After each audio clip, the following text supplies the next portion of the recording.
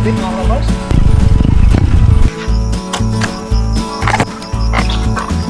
Yan mga kaparmers, nakabawi ako dito oh. Dami oh. Tiba-tiba. Ito bossing, pasok mo na.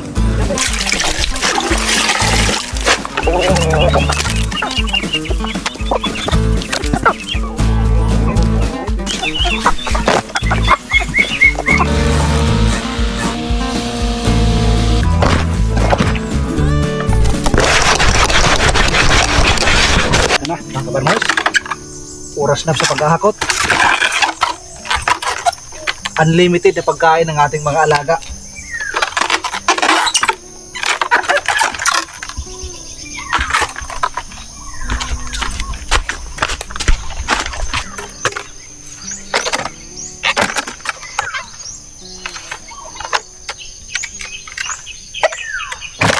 Ito yung hindi ko pinagsisisihan mga kaparmers, ang pagbili ko ng Honda Click. Sa una, nasa abroad pa lang ako, iniisip ko yung EDV.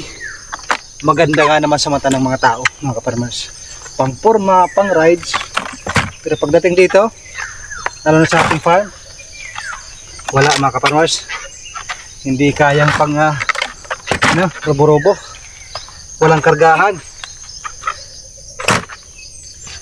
Ang purpose ko talaga sa pagbili ko ng motor, pwedeng ma-travel, may rides, tapos makargahan. Number 1 sa paggamit mga kaparmers, pagpunta sa merkado, at lalo na sa ganito. Ito naman, wala pa itong 1 year mga kaparmers, magpa 5 months pa lang ito simula nang umuwi ako. Dahil noong nagplano kaming umuwi, nauna si Mrs. Tapos sabi ko, para pagdating ko mayroon ng plaka, mayroon ng plate number, bilhin mo muna 1 month bago ako umuwi. Sakto lang, pagdating ko mayroon ng plate number. So pagdating ko, rides ka agad mga kaparmers. Pero ito, walang rides. Yung aming rides nandito sa farm, loaded mga kaparmers. Oh, gamit na gamit, hindi ba flat? Di ba?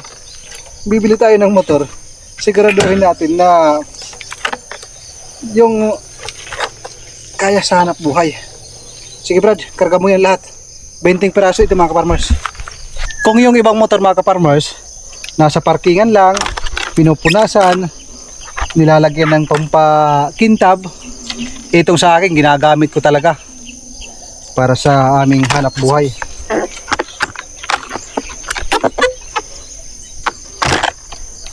Twinting piraso na banana trunk mga kaparmers. Hindi naman kalakihan, saktong sakto lang. Kaya loaded yung malaki. Sige, pasok mo. Makakaliko pa kaya? Mayroon pang dalawa mga kaparmers. Astig ang ating Honda Click. Gamit na gamit sa farm.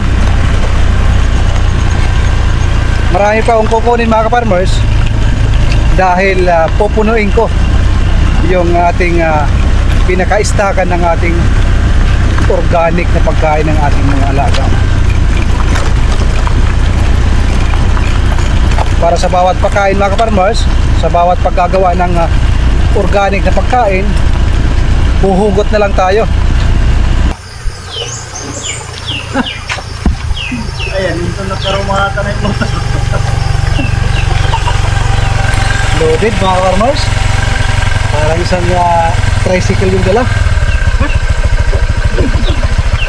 Oops, baba muna. Hindi ko na ipapasok. Ito mga kaparmers, oh, listahan.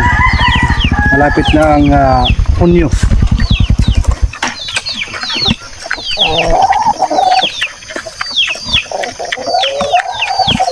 Mayo.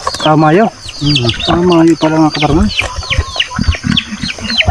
Pista dito sa aming probinsya. Parang magagastusan na ata tayo nito. Mga magit-init ko ano. Tradisyon ng Pilipino.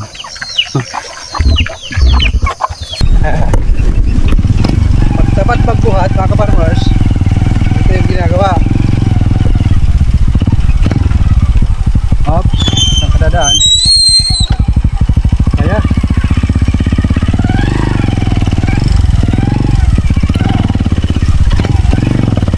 makas talaga ng bigagra. Baka yung itlog ko. Sakit.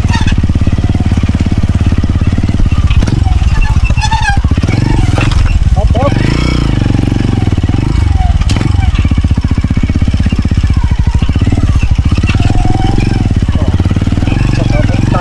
Sa taas pa dumaan, yabag ni Brad.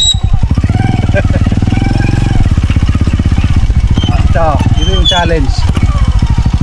Yan na, sa gitna na, huwag ka nang umano sa putik.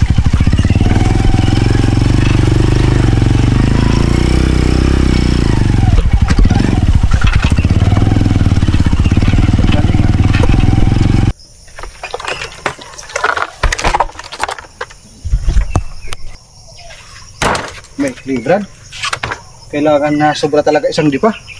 Kailangan natin. Ito na yung aking sinasabi mga kaparmers. Gamit na gamit yung ating stock room. May mga stock room pa tayo nalalaman. Dito tayo mag-i-imbak ng mga banana trunk. Lahat ng mga makukuha natin na mga organic na pagkain ng ating mga alaga ay dito natin ilalagay. Kasi kahit umulan, alam nyo naman pag umulan mga kaparmers, nakakatamad lumabas, nakakatamad kumuha ng mga ganito. Kahit umulan, meron tayong stock.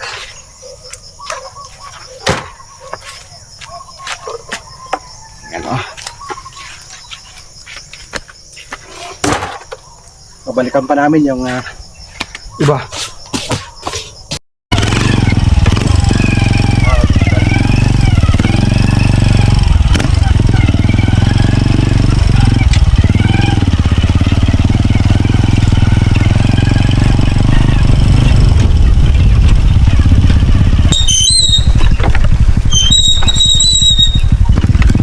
Pangalawa ng paghahakot ng kasamos. Bigat dito sa kabila, Brad. Bigat. Parang ayan. Dahan-dahan ha. Dahan-dahan bigla. Ayan. Maraming salamat sa aming mga taga-suporta, sa mga positive comment. Ayan, salamat po sa inyo. Yan po yung nagpapalakas ng loob sa amin na gawin yung aming mga ginagawa dito sa farm. Maraming salamat sa inyo. Nakakapagod pero ayos lang. Enjoy lang natin yung ating farming. Experience natin. Hindi natin alam, someday may mga pagilid-gilid pa si Brad na nalalaman. Nabalahaw mga kaparmers, nabalahaw.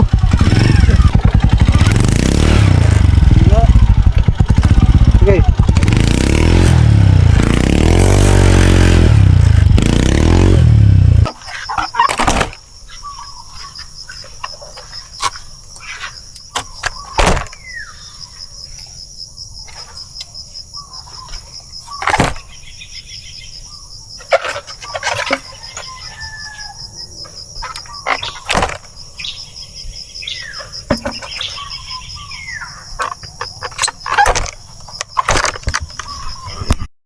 Nag-aantay na sila ng pagkain mga kaparmers.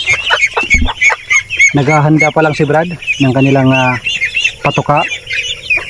Sinilip ko lang dahil ako babalik doon sa bahay.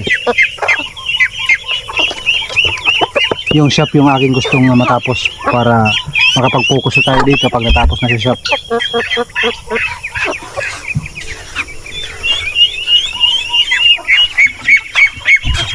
Ito naman yung ating mga Peking duck. Gutom na rin. Malalaki na mga ka-farmers. Simula nung finish up natin ito doon sa New Bus Terminal.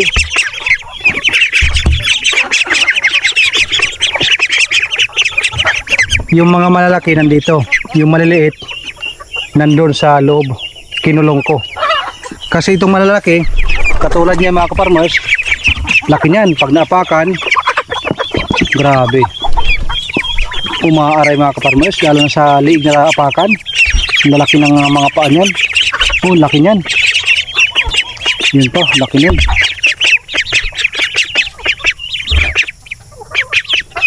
Ang ganda nito pag umabot ng 2 months.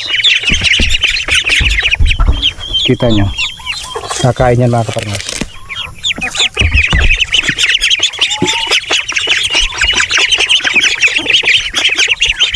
Hi. Sabi nila, niloloko mo lang ako.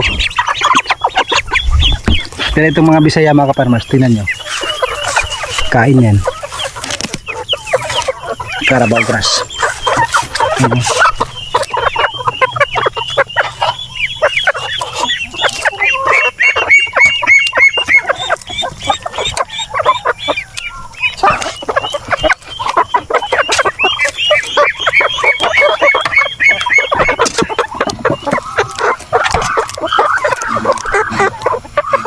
Yun sa grad. Nagsishredder na. Ang ganda ng langit ngayon. Siguradong hindi uulan.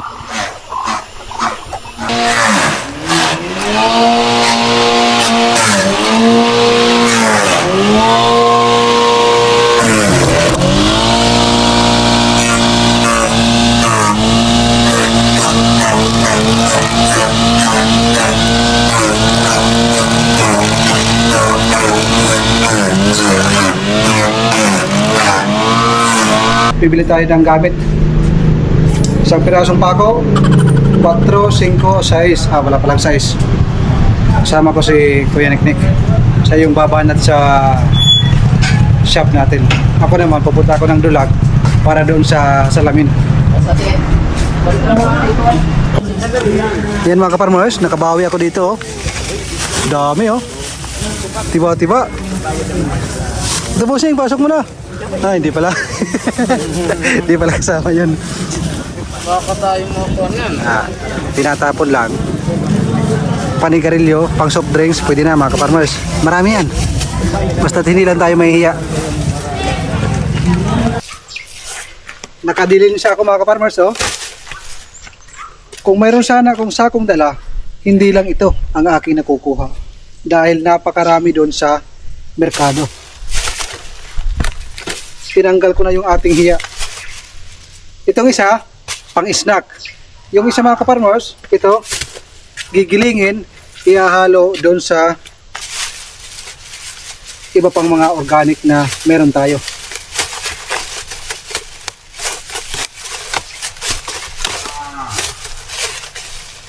Pwede pang ilagay sa tinula mga ka-farmers.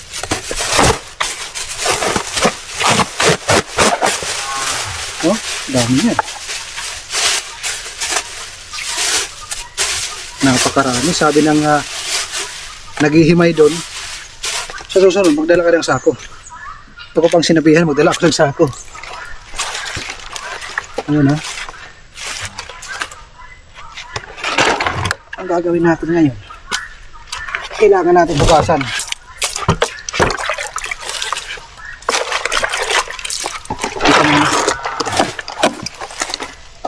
Bukasan natin para malinis para sa ating mga alaga.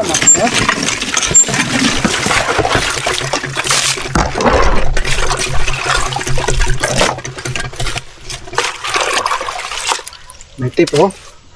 Meron pang dyaryo.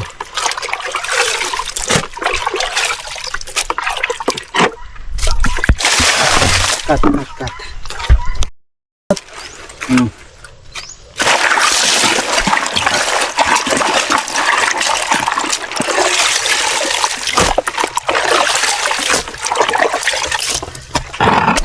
Alis ng tubig mga ka-farmers.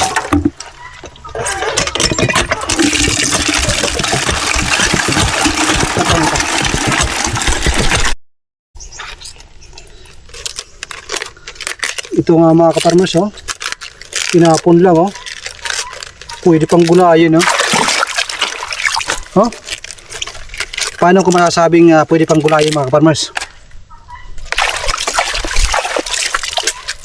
Yan, oh. Dahil doon ko mismo kinuha ito doon sa naghihimay sa may truck mga kaparmers. Hindi madumi. Hindi yung sama-sama sa mga ibang mga basura. Hiningi ko. Yan, oh. Ganda pa, oh. Yan lang muna yan. Susubo ko yan sa ating mga alaga mga kaparmers.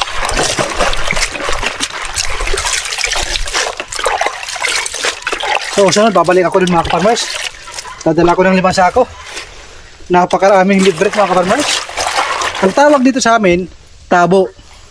Pag mayroong mga tabo, puntahan nyo sa mga merkado, napakarami niyan mga kaparmers.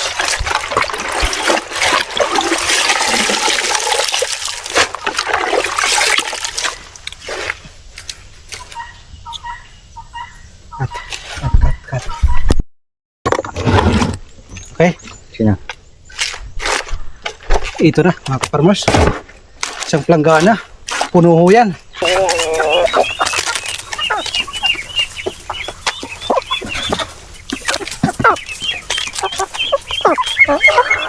Pinapakiramdaman ko mga kaparmers kung kakain sila. Kasi kung hindi kakainin, gigilingin natin.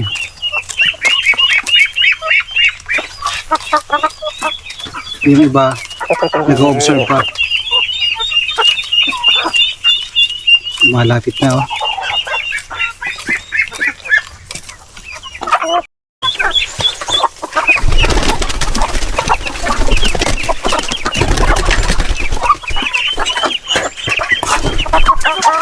Disappointed kayo dahil hindi nakagiling. Marami din itong mga naipit. Yan.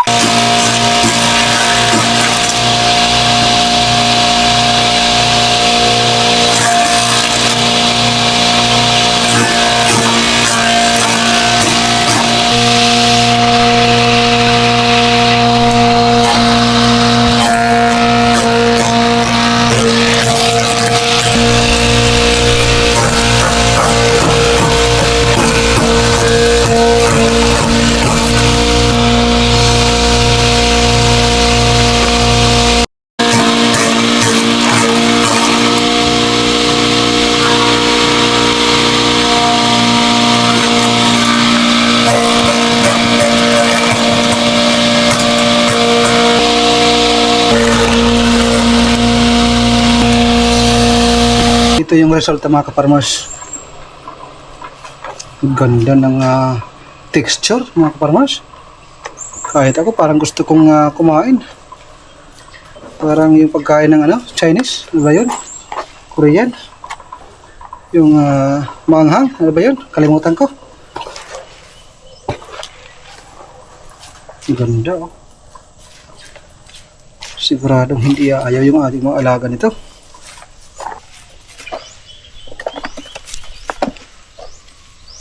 Ito na yung ating kinulikta galing sa merkado na mga pinagbalatan ng repolyo, Chinese pichay,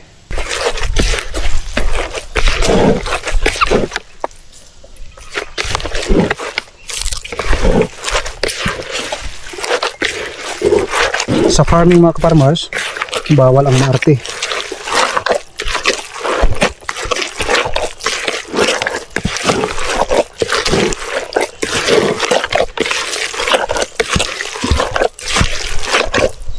Dagdagan pa natin para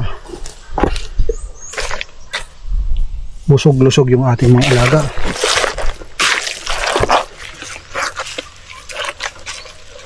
Yung ating ginagawa mga kaparmers, para lang tayo nagluluto. Ito yung version ni Joseph the Explorer. Pero yung ating inihahanda, pagkain ng mga alaga. Yung kay Joseph the Explorer, pagkain ng tao. Yung sa kanya mga kaparmers. Ayan yung kanyang thickness ng ating pinaghalo-halo. At syempre, hindi makakalampas dito yung ating black pigs mga kaparmers. Papatikimin natin para happy together mga kaparmers. Lahat sila kailangan sama-sama makatikim ng bago natin na pagkain. Parang chop suey oh. Parang kimchi pala mga kaparmers. Yung iniisip ko kanina, pagkain ng Chinese, parang kimchi oh. Ayan. Mas marami, mas mabubusog yung ating alaga.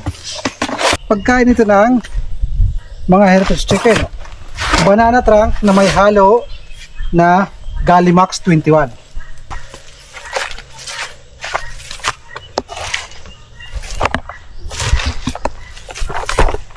Dagdagan natin. Siguradong ubos to. Alas 3 pa lang magpapakain na tayo. Alas 3:30 na pala mga kaparmers. Alas 3:30 magpapakain na tayo.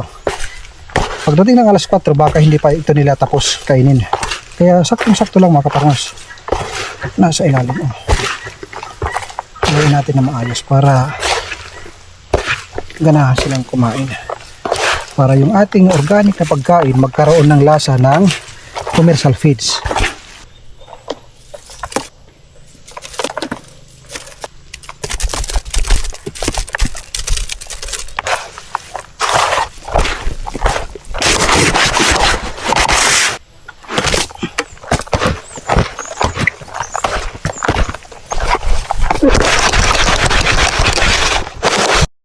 Unang pagkain mga kaparmers. Kaya tubig. Okay na yan. Kasi marami naman. Kumain ka. Magpasanay ka sa gulay. Parang bata din ito sa ngayon mga kaparmers. Mga bata ngayon ang hirap kain ng gulay. Pasanay ka sa gulay. Pinipili oh.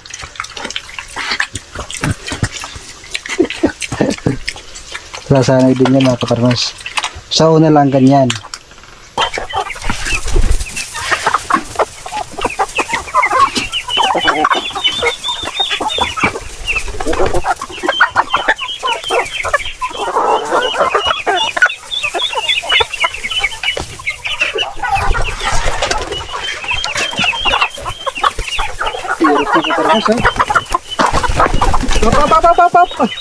Ito dito sa baba.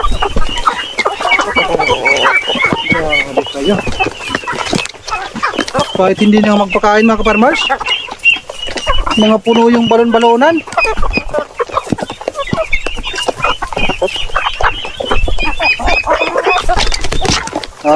Sayang tuloy.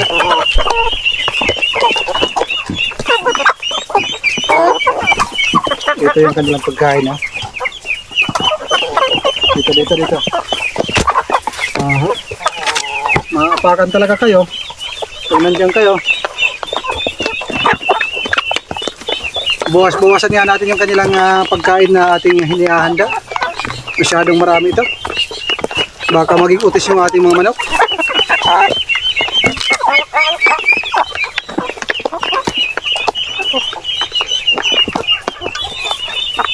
Dito.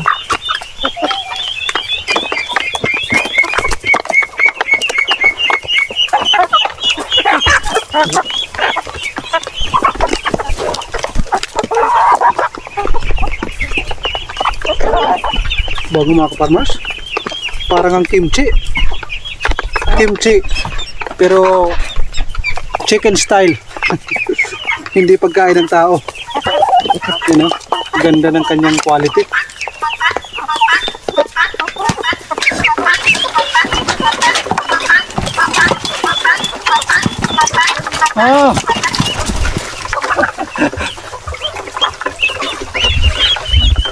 gustong sirain yung net mga ka-farmers.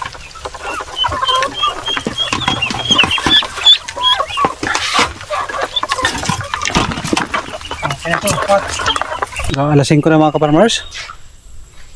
Katatapos lang namin magpakain ni Brad. Ngayon naman, pupunta ko doon sa shop na ating ginagawa. Sana natapos ni Kuya Niknik yung lock. Yan po yung pinaka-importante. Malagyan ng lock kasi bukas darating yung maglalagay ng glass. Once nalagay na yung lock at saka glass, wala na makakapasok. Magsisimula na ako mag-decorate sa loob. Kasi gusto ko yung aking shop. Kahit nakita niyo naman sa una, talagang sirang-sira yun. Gusto ko maaliwalas, maganda, at nakaka-relax tayo. Ganda ng tanawin mga ka-farmers. Oh, napaka-aliwalas. Yung ating mga naririnig, huni ng ating mga alaga, huni ng ibon, pagaspas ng mga dahon. Para bang nakakatanggal ng stress. Parang gano'n na nga mga ka-farmers. So let's go. Puntahan natin yung ating ginagawang shop.